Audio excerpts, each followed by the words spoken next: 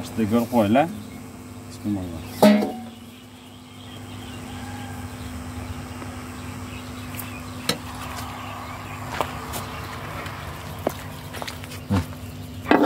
Ne деген керемет, не деген.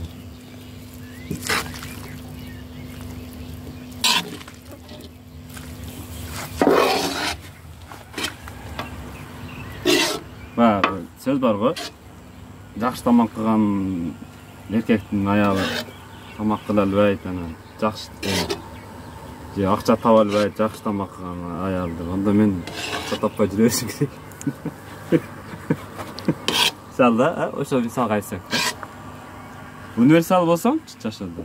Тамақта жасап, кире жууп. Любой нерсе колуңан келе берсе, да бир кемчилик болот да. Менде бар ол кемчилик, бирок айтпайм.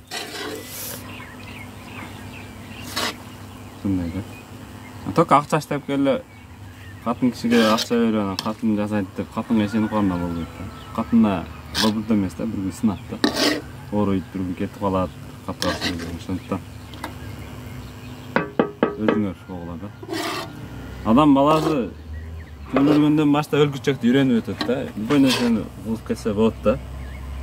Универсал болот. Бир сферада жүрсөң, эскилер айтып койду ғой.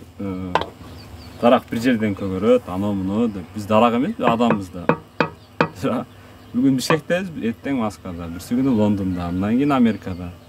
Андан кийин дагы бир жерде жүрө беребиз. Мусафир болмойнча мусулман болбойсуң дейт да. Ону мечитте отуруп алып таксылар бар эми. Орозонун күндө жамандабайм го, бирок эми накат айтканда бирдеке ишиң түшүп калсаң, кибирчилиги, текебирчилиги өтө ашып кеткен да.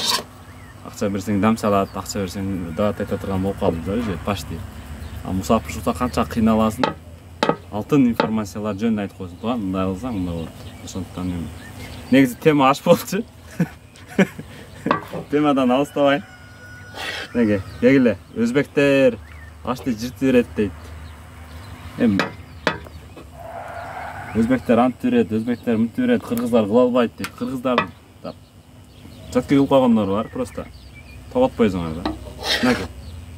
Убагында Жаңыбайда самса жапканда айткан эле. Сен өзбек болуп төрөлсөң, анан жакшы самса жабасың деп. Бирок 3 айда үйрөнүп, Каштак деген жерден келген уйгур балдар эле бир өзбекче сүйлөшөт. Ошолорго тең ата тамса жаап, тең ата билип калган элем да. Карап турсам, ошо Жаңыбайды эле байтып жүрөр дегенсиң да. Өмүрүң алып, өккөң чирип, күндө 6000 самса жабыш оңой эмес да. 600 тандыр жабасың.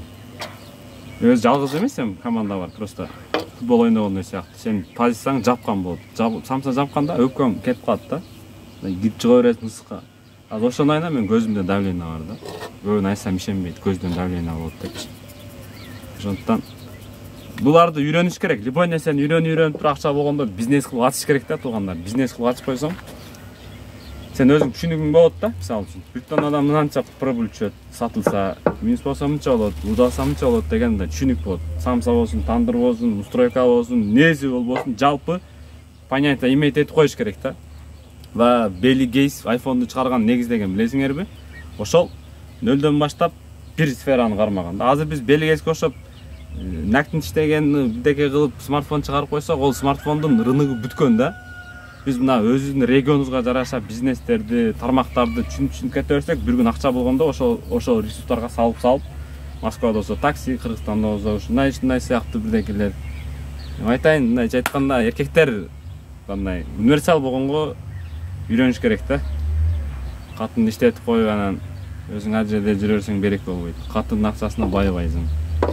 Катын жаман эмес, катын жакшы, просто биз катындарды алабыз для того, чтобы бактылуу жашаш. Анан алып Москвага апарып алып, борч сагылып, иштетип, анан онун пулуна акча салып, машина минип жүрсөң, анда дайыс болуп каласың. Ошондуктан